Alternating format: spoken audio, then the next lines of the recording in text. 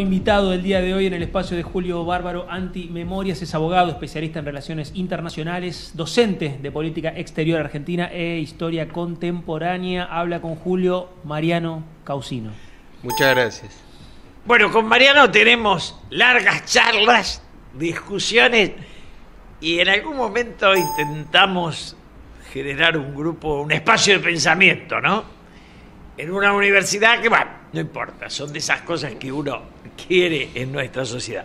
Pero en realidad, si Mariano tiene una especialidad, es la política exterior, que hoy es el punto más débil, más flojo y, digamos, más incomprensible del actual gobierno de Alberto Fernández y Felipe Solá como canciller.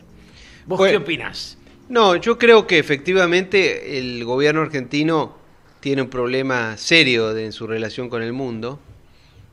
Creo que están cometiendo una equivocación que es recurrente en la política argentina, que es confundir los intereses permanentes del país con los gustos personales y las afinidades ideológicas con los gobiernos que le tocan convivir. Si usted mañana es presidente de la República, le va a tocar un presidente de Brasil, le va a tocar un presidente de Chile, le va a tocar un presidente del Uruguay y un presidente de los Estados Unidos y todos los demás países. Usted no puede elegir a sus contrapartes y tiene que tener la mejor relación posible en base al interés nacional. Y lamentablemente creo que confunden eso, por eso tenemos una relación congelada con Brasil y con el Mercosur. Un detalle, Perón nunca intentó que el peronismo trascendiera la frontera de la Argentina.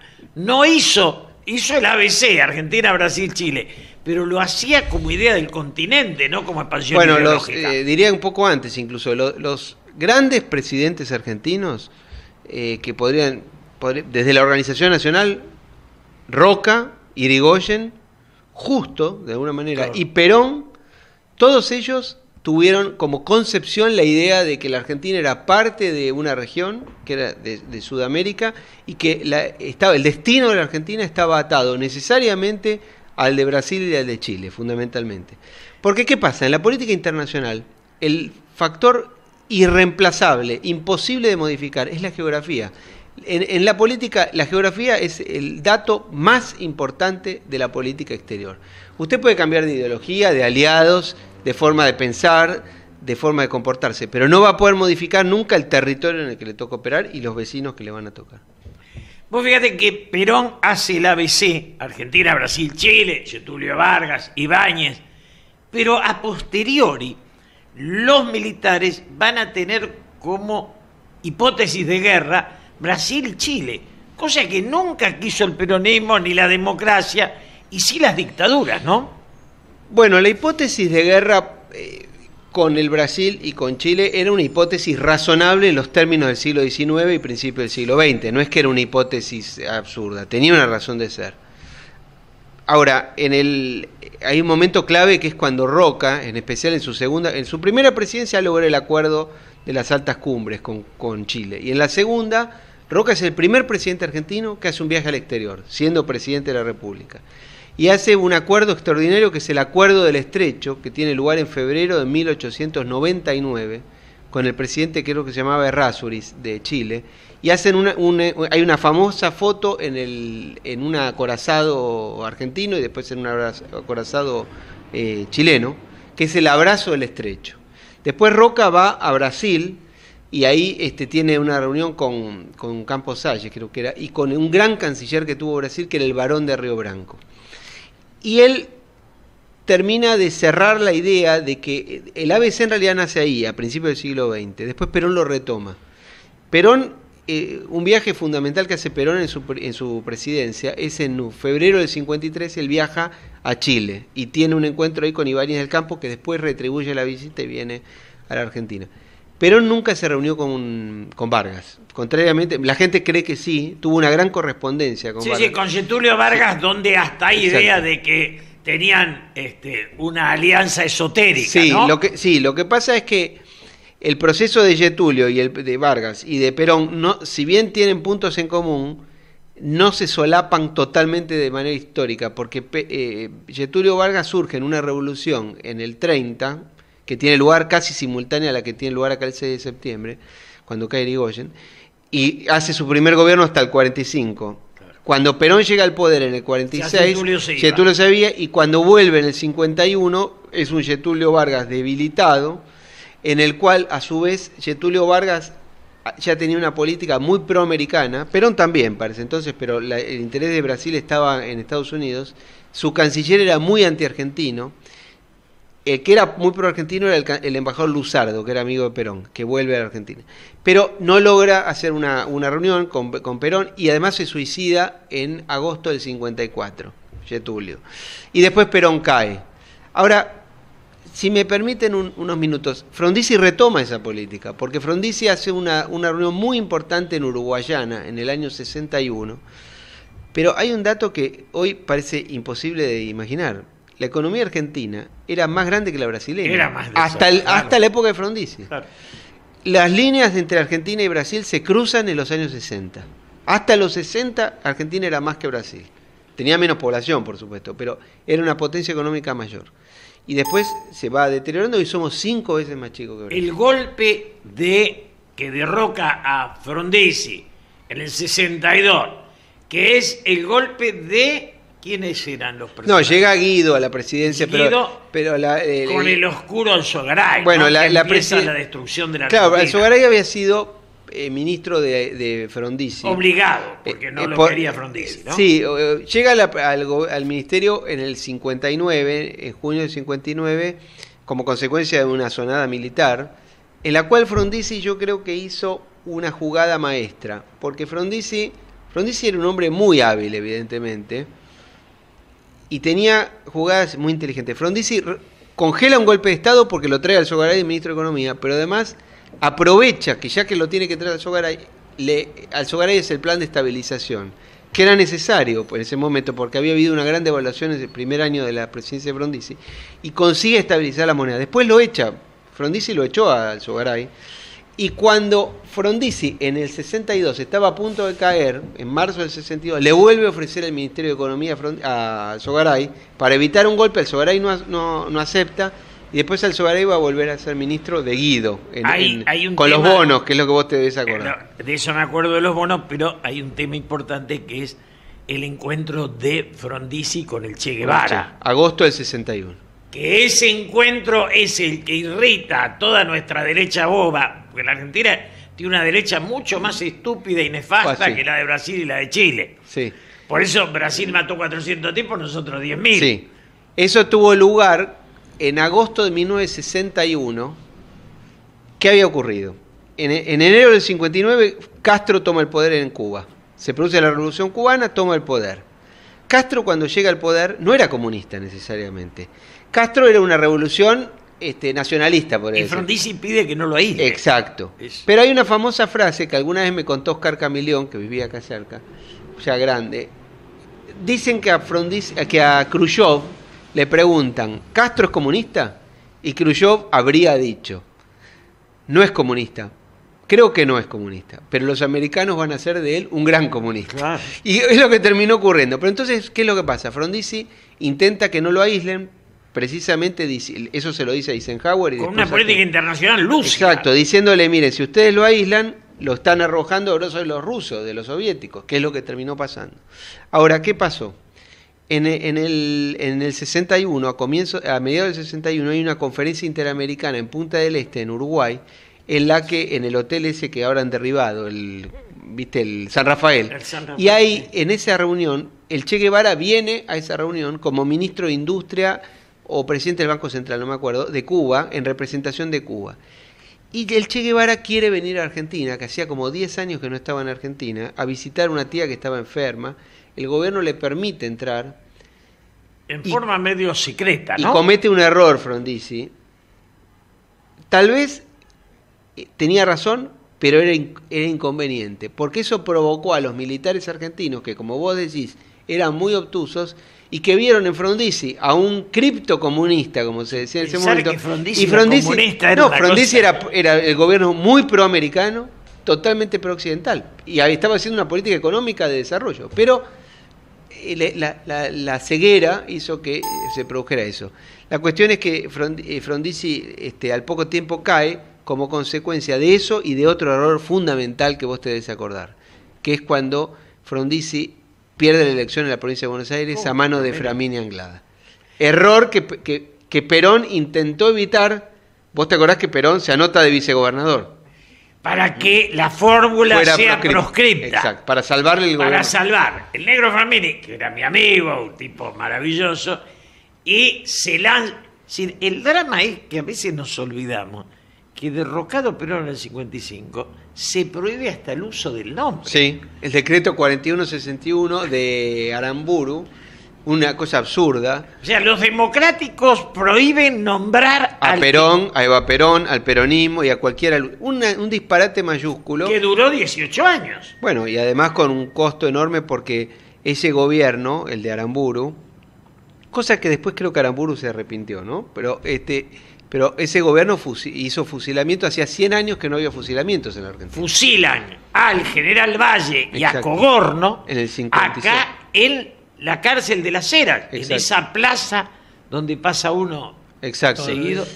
Ahí fusilan, pero además fusilan ya en negro en los basurales de José León Suárez. Que hay que tener en cuenta que en la Argentina, desde la caída de Rosas, no se habían producido fusilamientos. Porque la diferencia entre Urquiza y la Libertadora fue que Urquiza, caído Rosas, incorpora el rosismo y dice, bueno, el tirano se fue, pero el rosismo tenía que funcionar y los gobernadores rosistas, como era él uno de ellos, Urquiza, y se integran al sistema político. Es la política que dijo Alberdi, ¿no? La idea de la república posible. Este país hay que hacerlo con lo que tenemos, no lo podemos hacer con lo...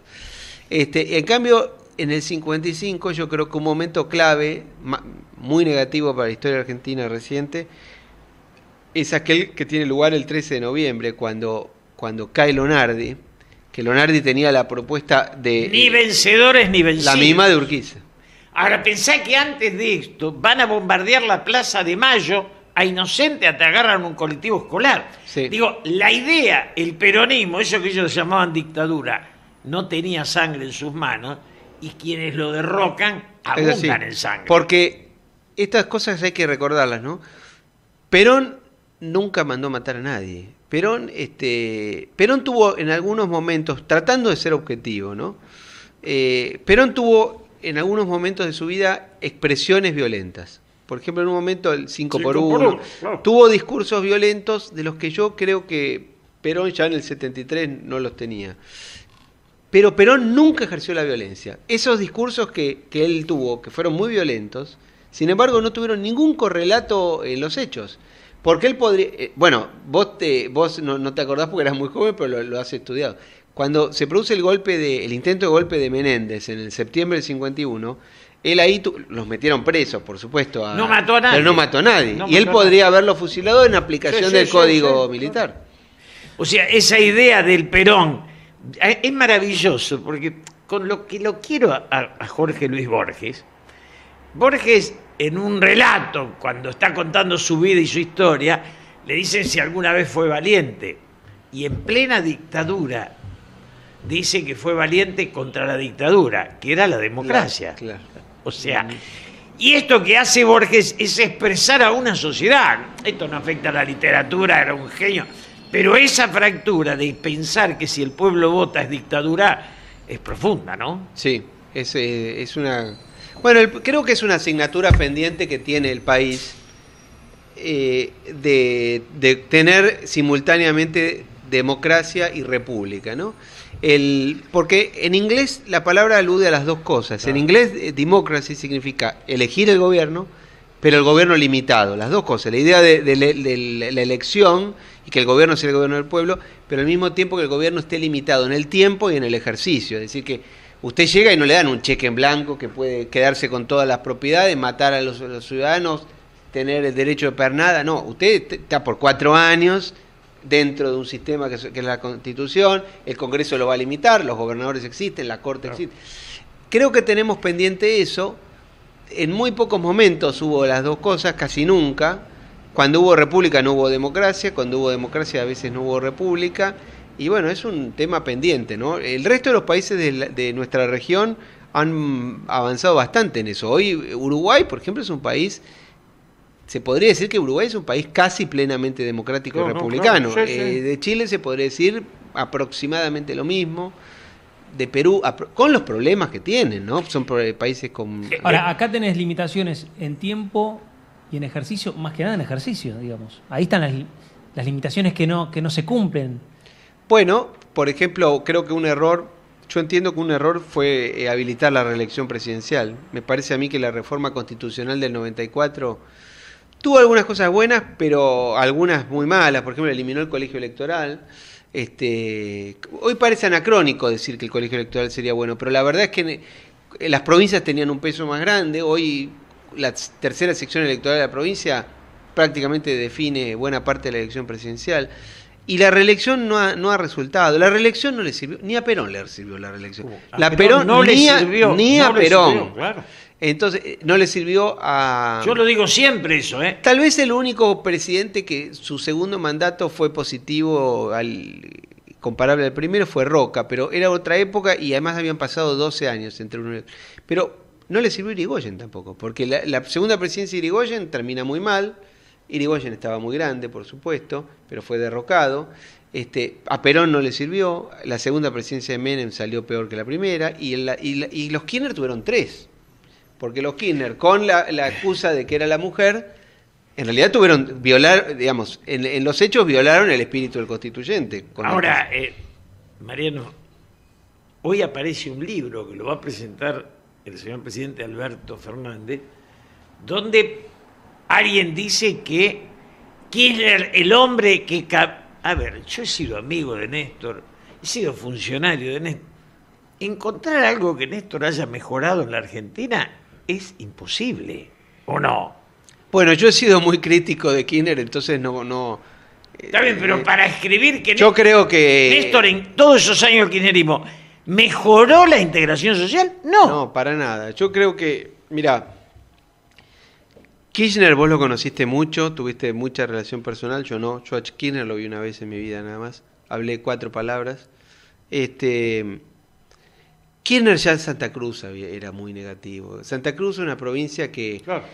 que es una provincia con problemas, pero él la convirtió en una la devaluó. Y sí, porque la convirtió en una especie de emirato petrolero donde él se apropió de las regalías que le dio Cavallo, la mandó al exterior, tal vez resguardó tal vez era correcta eventualmente el principio, pero eso lo tendría que haber explicado, decir, está depositado en el banco tal.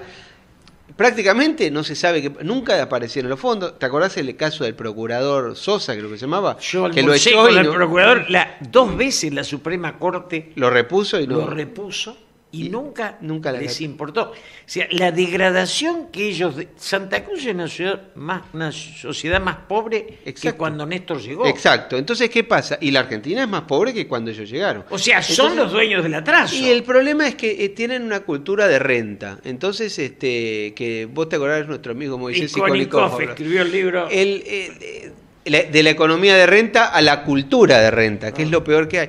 Porque, ¿qué pasa? Yo era bastante joven, hace 25 años, y tendría 20 por ahí, y fui a Santa Cruz. Y llegué fines de los 90. Y entonces llegué y estaba en el hotel, bajé a tomar un café y le digo, agarro el diario de la provincia, no me acuerdo cómo se llamaba, 4 páginas tenía, era así finito. Toda publicidad oficial. Publicidad de la gobernación, de los ministerios, de las municipalidades, todo no había una publicidad del kiosco de la esquina, nada. Todo el Estado. Hablo con unos tipos. ¿Cómo es acá? No, está Kirchner ya hace 12 años. Y la legislatura, 24 diputados. ¿Y cuántos tiene el gobierno? 22. La oposición, 2. Los jueces de la Corte, 3. ¿Quién los nombró? Kirchner. Bueno, ya te dabas cuenta. Anda un ratito antes. En la dictadura, quien firma habeas corpus es Rafael Flores. Un caballero. ¿A quién lo apartaron? ¿A quién lo corren? Néstor y Cristina no firmaron nunca un habeas corpus, hicieron los negocios que pudieron con los milicos, o sea, todo lo que queda acá de heroico es subsecuente. Ahora, entonces, ¿qué es lo que pasa? Tal vez era el gobernador más rentístico del país, porque a diferencia de las provincias del norte, que también son feudos, muchos de ellos, pero no tienen renta petrolera. Entonces el fenómeno de la renta petrolera es muy jorobado, porque genera una cultura, y intentaron hacerlo a nivel nacional. Pero es difícil, pero... Hay un detalle, el juego. Bueno, el juego se expandió enormemente. Perón nos ordenó en el 73, mira que Luis no decía nunca una orden, votar contra el juego. Porque es la explotación de la debilidad del hombre. Absolutamente. Bueno, vos te acordás que acá en la ciudad de Buenos Aires no hace tantos años, hasta hace 20 años no había juego en la ciudad. Lo puso el turco Menem. Un barco allá y después el de barco, la rúa... bueno, lo pudo el barco hacer. es la trampa de la... Pero ahí empieza todo, ¿eh? De ahí... En el barco nace la coima del turquito. El Y turquito, después- porque no podía haber un casino en la ciudad donde ponen un barco y una tablita. Es flota. maravilloso. Y después es de- la traición. El turco fue nefasto. Y de la rúa lo intenta sacar y no puede. Y después, a partir No de... puede, no puede. A Bueno. ver, lo que arregló el barco en guita y coima, A todo el detrás de cada tragamoneda hay una corrupción. Sí. Vos lo sabés, lo sabemos todos. Eso No sí. hay máquina de juego sin un mango en sucio atrás. Es así, sí, efectivamente. Mariano, vos como docente, ¿cómo podés explicar la manifestación de la Argentina ante la ONU respecto de Venezuela? ¿Y cuál es tu análisis, además? No, yo considero que... Yo entiendo que Venezuela es un país que está sometido a una dictadura, indudablemente. Y además es un hecho muy cuestionable porque Venezuela era un país democrático. Venezuela, en la segunda mitad del siglo XX, cuando prácticamente todos los países de nuestra región, de Sudamérica y de Latinoamérica, digamos, estaban bajo gobiernos en su gran mayoría militares, de manera intermitente, pero gran parte del tiempo hubo gobiernos dictatoriales. Venezuela era un país democrático que recibió a gran parte de la dirigencia política de nuestros países, de Argentina. El exilio era en Venezuela. Se iban a Venezuela. Y se estudiaba el pacto del punto Exacto. fijo como como un hecho- ejemplo, Claro. porque el pacto de punto fijo surge precisamente creo que en una finca que se llamaba Punto Fijo, no me acuerdo ahora si de Caldera o de algún gran dirigente político venezolano, cuando cae Pérez Jiménez en enero del 58 y los dos grandes partidos, uno más de izquierda, otro más de derecha, pero acuerdan un sistema político de convivencia y de alternancia. Ese sistema funcionó con sus problemas, por supuesto había corrupción, había muchos problemas, pero funcionó hasta fines de los años 90, al punto tal que Chávez, con asistencia cubana, intenta dar un golpe de Estado en el año 92, que fracasa. Chávez es puesto prisionero, pero después Caldera lo indulta. Chávez se va a Cuba y desde Cuba intenta recuperar el poder. Gana la elección en el 98 y él jura y dice, juro sobre esta moribunda constitución. Y a los pocos meses empieza el proceso de desmontar la democracia, porque él llama un plebiscito para cambiar la constitución, para poner la reelección indefinida, para suprimir el parlamento y poner un parlamento a su medida, para cambiar la corte, y empieza a cortar los medios de comunicación, empieza a intervenir en las empresas, primero las grandes, después las medianas, después las chicas. Entonces, ¿qué pasa? Ese país que era una democracia pasa a ser una dictadura, porque lo que hay que tener en cuenta, creo yo, es que en el siglo XXI la democracia no se deroga por un golpe militar, se deroga por actividades internas de los gobiernos que llegan de manera legítima, democrática, pero que una vez en el poder empiezan a desmontar la democracia. Esto es muy... Vos te acordás, el primer caso, por ir un caso histórico, es Luis Bonaparte. Luis Bonaparte gana la elección, es presidente de Francia, pero a los 2 años da un golpe de Estado, el mismo día que se había coronado su tío Napoleón, y instaura el segundo imperio. Hay un libro de Marx sobre Sí, Luis claro. Bonaparte, que es donde Marx revisa la frase de Hegel, Exacto, la historia exacto. se repite 2 veces, le agrega la Exacto. primera como tragedia, la segunda Como como comedia, exacto. Napoleón Ojo, ¿no? en Petiso. Desmontar la democracia es un ejercicio. Es que, bueno, lo Está mismo, abonado. lo Perdón, mismo un se detalle, hizo... se engancha a Fidel en su caída. En la decadencia de Fidel se sube Sí, porque ¿qué es Venezuela. lo que Fidel, que era, yo creo que Fidel Castro fue el líder político más importante del siglo XX latinoamericano, sin duda. Lo que pasa es un talento gigantesco, entiendo yo, usado para el mal, pero no puedo negarle el talento a Fidel Castro. Fidel Castro cuando llega, enseguida, él logra la asistencia soviética, pero él sabía que la asistencia soviética algún día podía terminarse. Entonces él tuvo siempre en mira a Venezuela, porque Venezuela es un país con dos características que él le prestó mucha atención. Primero, las reservas petroleras, y segundo, una clase dirigente bastante corrompible. Entonces, la clase dirigente venezolana ha sido más fácil de corromper, por ejemplo, que la colombiana, que tiene otras características, más sofisticadas, si se quiere. Precisamente porque es un país que no tiene renta, Colombia. Pero entonces, ¿qué es lo que pasa? Fidel Castro intenta... Marca ese detalle.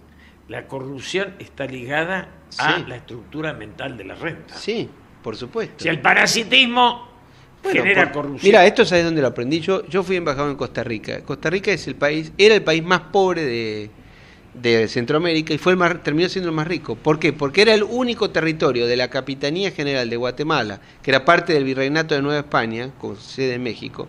Era lo más pobre que había. No había nada para extraer en Costa Rica. Nada. No había oro, no había nada. Entonces, ¿qué pasó? Los españoles, la conquista española en los lugares donde no había riquezas naturales fue más leve, porque no hubo latifundios, donde no se instalaron, no trajeron esclavos de manera intensiva. Entonces se generó una suerte de clase media, que después terminó generando economías pequeñas, hay fincas pequeñas, no hay enormes riquezas, con lo cual la desigualdad es menor, digamos, hay una brecha social menor. Eso fomentó la educación y es lo que hace una diferencia entre... Por eso la sociedad, en el caso de Costa Rica, es distinta a la de pronto la que hay en Guatemala o la nicaragüense. Entonces, pero es un ejemplo pequeño de lo que termina ocurriendo. Cuando usted tiene el caso más extremo de una economía de renta, son los países del Golfo, son los países del Golfo Pérsico, son países donde son inmensamente ricos, pero está concentrada la riqueza en una familia. Se corrieron la carpa, sacaron el petróleo, se compraron el Rolls Royce y todo sigue igual.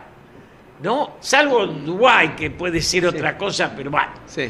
Digo, es un fenómeno casi inevitable, pero eso termina ocurriendo. Hay intentos por revertirlo, pero son sociedades poco sofisticadas. Si quieren hablamos de Medio Oriente, es lo contrario a la sociedad iraní. Irán es un país heredero de un imperio, del imperio persa, es una sociedad hiper sofisticada. Lo que sucede es que Irán está gobernado por un gobierno fundamentalista teocrático hace 40 años, desde la revolución del 79, pero antioccidental y un gobierno siniestro, si se quiere. Pero la sociedad es una sociedad sofisticada. Por eso la gran parte de la literatura de esa zona del mundo surge de Irán, son persas, no hablan árabe, mantienen el farsi. Es una cultura sofisticada la cultura persa. Omar Khayyam. Sí. ¿No? Y por supuesto, el drama es que para la historia del mundo reciente ha sido una tragedia la revolución iraní, porque era un gobierno pro-occidental, con muchos problemas, pero un gobierno pro-occidental, y fue reemplazado por este gobierno que es promotor del terrorismo, que promueve la destrucción de Israel y que tiene un plan nuclear. En eso hubo errores de Occidente sí, que también, hay que, por supuesto. que hay que autocriticar. Pero, volviendo, asume Alberto y convoca al encuentro de Puebla, cosa que para mí fue un acto de demencia absoluta. Sí. Yo tengo un intercambio con Alberto de un solo mail. En aquel momento. Que le digo a Alberto, si vas a ser presidente, olvídate tu amistad con Lula. Me contesta, yo nunca olvido a mis amigos. Le respondo, los países no tienen amigos, tienen necesidades. O sea, lo de Puebla fue un acto de demencia, ¿o no? Yo creo que es un disparate. No termino de entender bien por qué. Hay quienes dicen que es porque él tiene un asesor chileno que es muy influyente. O Miami. Yo no creo que echarle la culpa a él sea razonable, porque finalmente él es Alberto Fernández es el presidente, digamos. En todo caso, si le hace caso, el culpable es él. Lo que sí es cierto es que el Grupo de Puebla es una especie de derivado del Foro de San Pablo, una especie de derivado, pero de expresidentes que tuvieron éxito político hace 10, 15 años, 20 años. En algún caso, como Lugo, nunca tuvo éxito político. Y además terminaron en gran medida con causas de corrupción gravísimas, teniendo que irse y dejando los países mucho peor que lo habían encontrado. Lula es una persona... es una excepción. Ante Lula Lula es dos cosas, ¿no? Lula es un gran líder, es un hombre que no se le puede desconocer su envergadura histórica.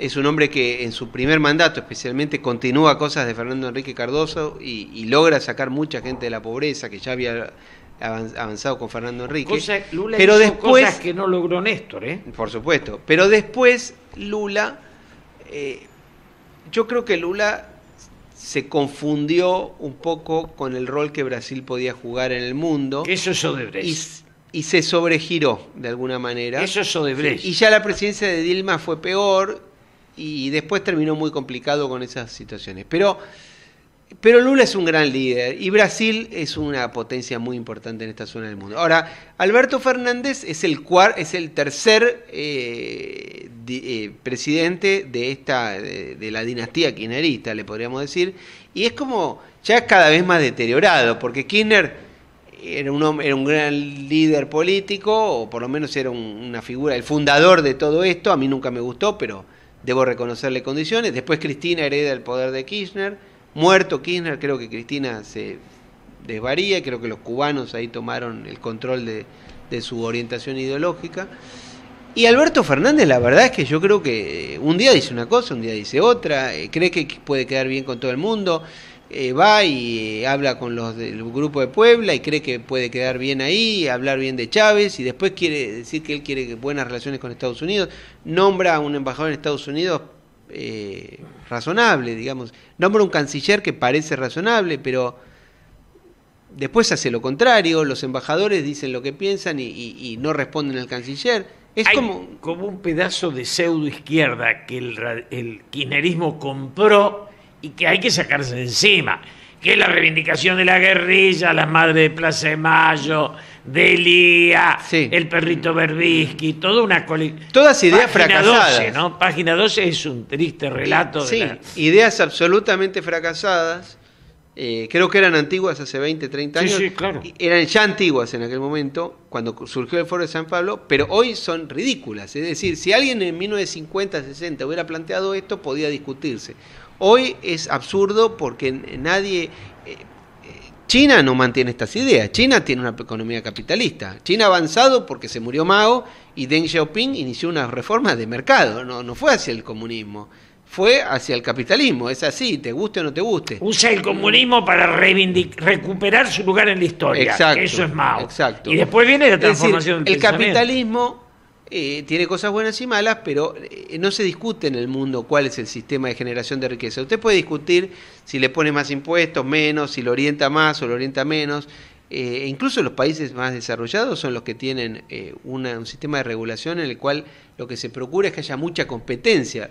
Pero mucha competencia es más capitalismo, no menos. Pero quiere decir que... Sí, evitando la concentración, exacto, que es lo que nosotros no entendemos. Exacto, ¿no? que es lo que favorece precisamente que el consumidor, que las personas puedan acceder a bienes y servicios más baratos porque pueden elegir, que es lo contrario a lo que ocurre cuando hay una concentración económica. Pero son culturas del esfuerzo, Mariano, sí, que nosotros la tuvimos en la generación de inmigrantes de nuestros padres o abuelos, que nos criamos en ella, vos sos de la edad de mis hijos, pero que lentamente se fue. Y si hay algo que el kirchnerismo no expresó nunca, y esto es la discusión de la meritocracia, es triste, es la idea de que el éxito se corresponde con el esfuerzo.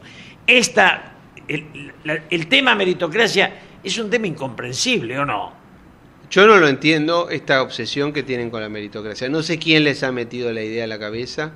Además que me parece hasta un poco tonto, diría, porque la verdad es que, en todo caso, Cristina Kirchner, que es la líder de este proyecto, es una persona que tiene mérito. A mí no me gusta, pero la verdad tiene mérito. De donde ella salió a donde llegó... Pero discuten el hándicap, que es aquello que diferencia a un jugador del otro. Exacto. Pero el mérito es el esfuerzo. Ahora, ¿no? Alberto Fernández hay veces que, hablando mal de la meritocracia, y bueno, teniendo el gabinete que tiene y todo, tal vez tenga razón, ¿no? No, si vos ves el gabinete, la meritocracia no tenía sentido. El esfuerzo ahí no se dio, no brotó. Exacto. La semana pasada Roberto Bazareto nos hablaba de las esperanzas en el ascenso social, ¿no? Bueno, ahora eso es la verdad es que si hay un tema que está jorobado en el país hoy es ese, ¿no? Hoy hay una especie de la sociedad está tratando de evitar un mayor descenso social. Todos, en la Argentina, nos hemos empobrecido o mucho o un poco al menos. En los últimos, diría, 5 o 6 años, o 7 años. Todos Desde el hemos final de bajado Cristina, nivel, ¿no? Claro, final ¿no? de Cristina, el periodo de Macri no pudo revertir esa situación y esto. Pensemos todos nosotros cuánto eran nuestros ingresos hace 5, 6, 7 años, cuánto valían nuestras propiedades. Hoy no valen nada. ¿Cuál era nuestra capacidad adquisitiva? Que es lo que más define, ¿no? Y incluso la gente que tiene mucho dinero en Argentina, que presuntamente es rica, en realidad no lo es, porque tienen enormes propiedades que no las pueden vender. Sinceramente, hoy supongamos una gran empresa, un gran industrial, que uno dice, no, es un hombre muy rico, una familia muy rica, nominalmente, porque en los hechos, si la quiere vender, no la puede vender, no se la puede vender a nadie eso. Entonces, yo creo que nos hemos empobrecido enormemente, pero hay como un discurso tonto, ¿no? De decir, no, vamos a que los grandes ricos den, porque entonces estamos repartiendo pobreza. Pero eso el peronismo nunca fue marxista. No. Cuando vos ves a Heller, por ejemplo, que parece que unos cuantos están cerrando las cuentas, porque nunca entendí por qué el banco cooperativo era mejor que el banco privado. Sí. ¿Qué le daba el banco cooperativo? Nada. Sí. Pero, digamos, cuando vos ves esos marxistas que plantean el conflicto como despliegue del desarrollo de la política, y nosotros planteamos el acuerdo, que nosotros lo que pasa es que en el tramo final de Cristina, y ahora de nuevo, las ideas, estos grupos de izquierda casi comunistas, porque muchos de ellos son comunistas o se reivindican como tales, han tenido una incidencia enorme en el gobierno de Cristina. Axel Kicillof es una persona que viene de esas ideas. Yo no tengo nada en contra a nivel personal. No. Pero objetivamente no son peronistas, son un detalle. Comunistas. Van con la foto de Perón, pero con la ideología de ellos. Sí. O sea, esta es la trampa, porque yo voté a Alberto Fernández como peronista porque no aguantaba más a Macri. Ahora, no puedo ni ver a los muchachos además que no quieren reconocer que Perón, si vamos a hablar de Perón nunca fue comunista, al contrario, Perón durante su gobierno, cada día que pasaba, Perón se fue alineando más con Estados Unidos. Perón intentó mandar tropas a Corea en 1950. Perón recibió aquí al hermano de Eisenhower con honores. Perón hizo un contrato con la California para explotar el se petróleo. Corría al centro, lo que quería es no ser punto de Estados Unidos, menos de Rusia. Ahora, estos muchachos no son yanquis, son anti-Estados Unidos y muy alcahuetes de China. Esa imaginación que tienen que los chinos son más buenos, le tendrían que hacer un curso, preguntarle a los tibetanos, digo yo, ¿no? ¿Cómo son los chinitos de bueno? Sí, bueno, con China el gobierno creo que tiene que tener la mejor relación posible, pero hay que distinguir una cosa. La Argentina es un país occidental. Nosotros pertenecemos a la cultura occidental. Latinoamérica hay un libro que yo creo que es de Fernando Enrique Cardoso, pero creo que es de Fernando Enrique. Se llama algo así como el extremo occidente o los límites de Occidente. Latinoamérica es parte de Occidente. Obviamente, cuando uno piensa en Occidente, piensa en los Estados Unidos y en Europa occidental. Pero la periferia de Occidente es Latinoamérica. Y es Europa del Sur, digamos. Ahí yo marco una diferencia brutal, porque yo me crié en un país que tenía como imagen Europa. Sí. Y Europa, ¿cómo es? Yo lo repito siempre, con todos los habitantes adentro. O sea, Inglaterra, Francia, Italia tienen una salud gratuita y una educación. Cuando se mudan y se enamoran de Miami, Estados Unidos es el país más rico del mundo, donde los pobres perdieron. Y perdieron, que decir, ¿y ahora? Todavía ni salud, y ahora los pisan. No, pero ahora que están enamorados. ¿Quién? No, el gobierno argentino. No, no sabe qué quiere, tiene que ir al psiquiatra para... No, con China lo que pienso yo es que hay que ser objetivo. China es el segundo país más importante del mundo. Es la potencia global en ascenso en el siglo XXI. Y es una potencia que va a rivalizar con los Estados Unidos. El dato estructural del siglo XXI, de las próximas 2, 3, 4, 5 décadas, del tiempo que nosotros podamos vivir, va a estar caracterizado por una rivalidad creciente entre una potencia ascendente que es China y una potencia establecida que son los Estados Unidos. Ahora, en el mundo, en el sistema geopolítico hay una suerte de doble dimensión. Por un lado está esa rivalidad entre dos potencias. Pero por otro lado, en el plano económico, hay una suerte de multipolarismo. ¿Por qué? Porque de cada 100 dólares que hay en el mundo, 20 son la economía americana, 20 son China, 20 es Europa. Si Europa se toma en su conjunto, equivale a China o a Estados Unidos.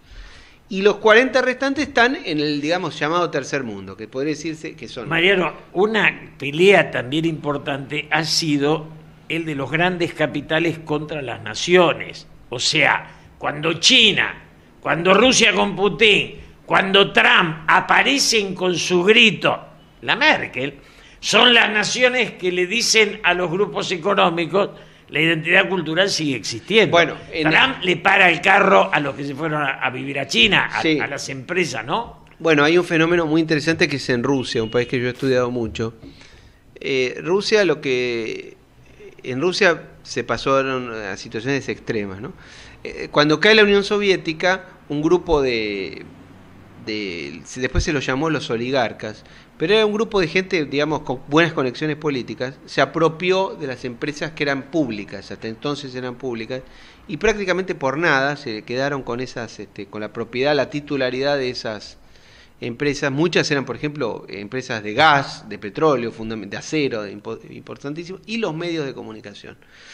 Y eso transcurrió durante el gobierno de Yeltsin, toda la década del 90, que fue una década muy traumática para Rusia, hasta que cuando Putin llega al gobierno, Putin centraliza la autoridad y de alguna manera estatiza, pero yo creo que la palabra que hay que utilizar más que estatizar es estatalizar, que tal vez no existe la palabra... Es el poder del Estado. Exacto. Aun cuando sea la privado. idea de que el Estado tiene que regular la economía en los sectores estratégicos. Eso no significa necesariamente que se haga la estupidez que se hace a veces acá, de que entonces terminan estatizando una peluquería y que entonces queramos un Estado gigantesco que no sirve para nada. Pero sí la idea de que hay sectores que son estratégicos. Por ejemplo, yo entiendo, sin ser un experto, que aquí una privatización equivocada fue la privatización de YPF, porque yo entiendo que lo que debió haberse hecho es que YPF hiciera concesiones, probablemente, pero no... Donde Néstor y Cristina estuvieron a favor. Y el miembro informante es mediocre, gris, oscuro, Parrilli, nefasto de Oscar Parrilli. Porque tal vez lo que... De patriotas nada los muchachos, claro, porque ¿no? En realidad hubo dos etapas de la privatización. Una es...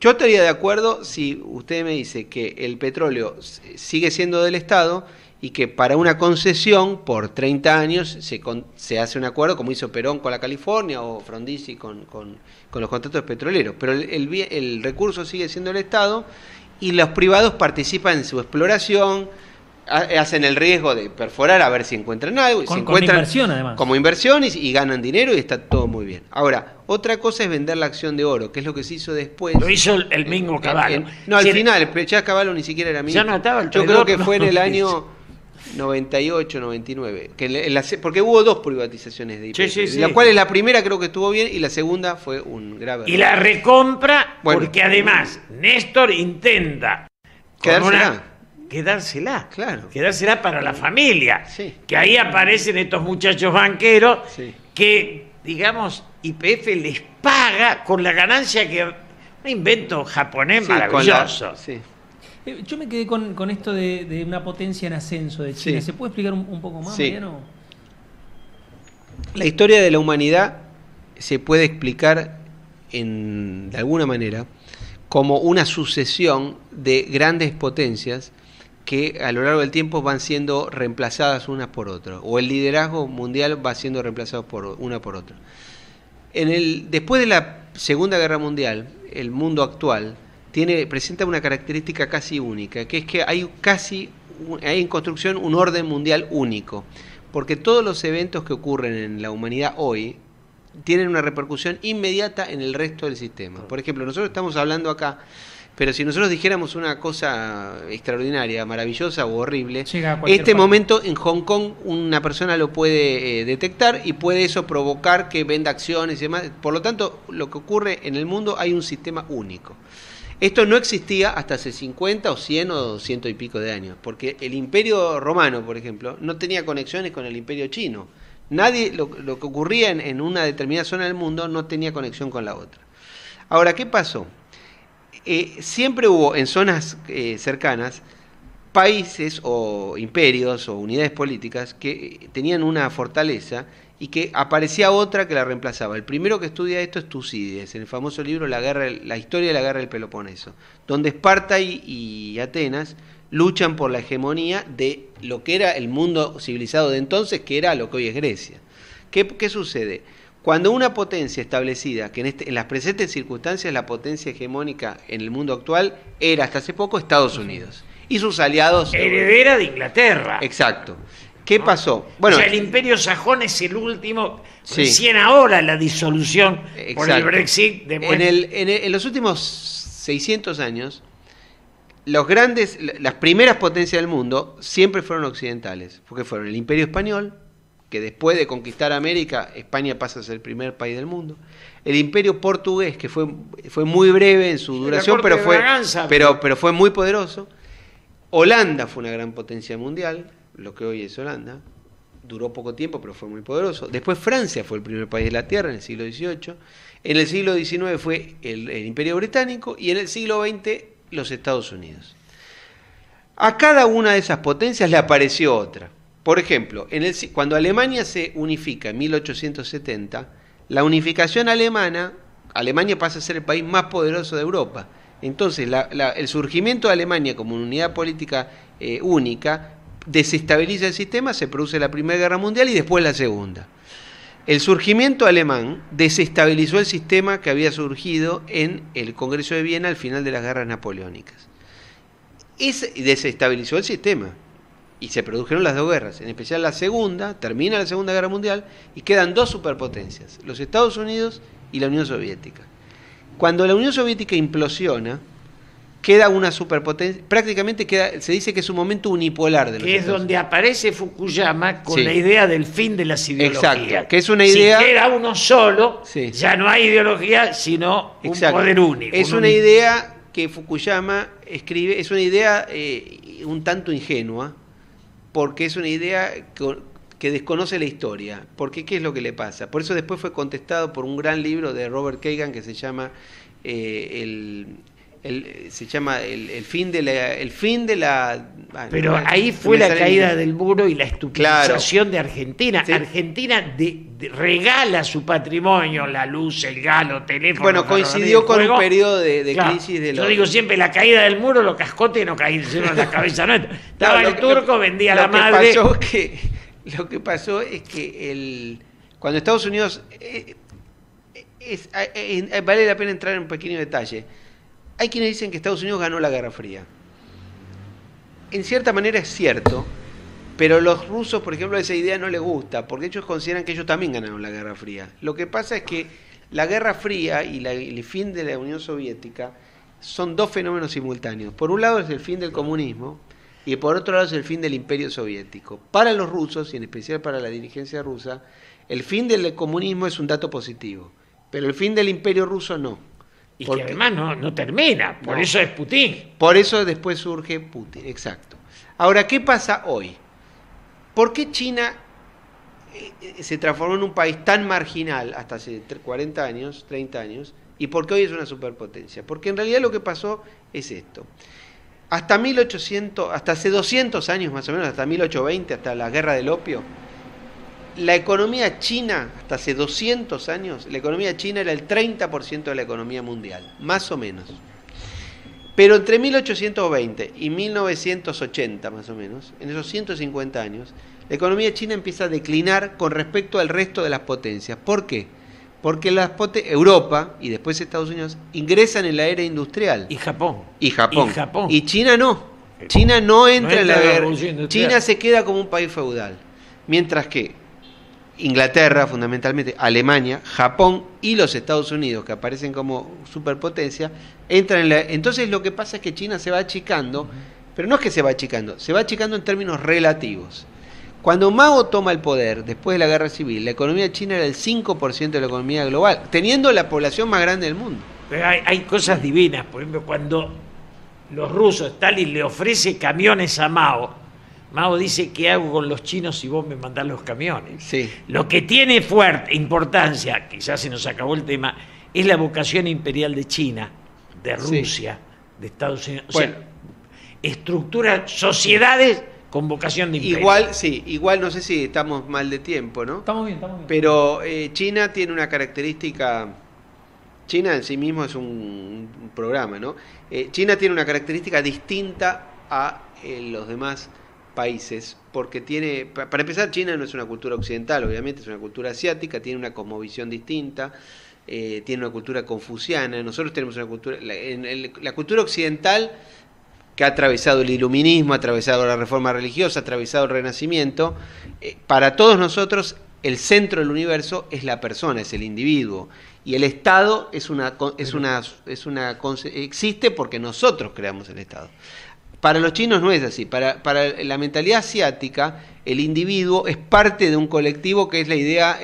Malraux, en el diálogo con Mao Zedong, le pregunta si es traducible la palabra felicidad, que es el sumum del individualismo occidental. Exacto. Y Mao le dice: esa palabra en nuestro idioma no existe. Exacto. O sea, es lo colectivo sobre lo individual. Occidente. Totalmente. Ahora, son tan nación que cuando el marxismo aparece, ellos lo hacen discutir con Confucio y Lao Tse. Sí. O sea, son primero chinos y después marxistas. Exacto, por eso el régimen chino, el Partido Comunista Chino, en realidad es más chino que comunista. Claro, es mucho chino, más chino. Primero chino.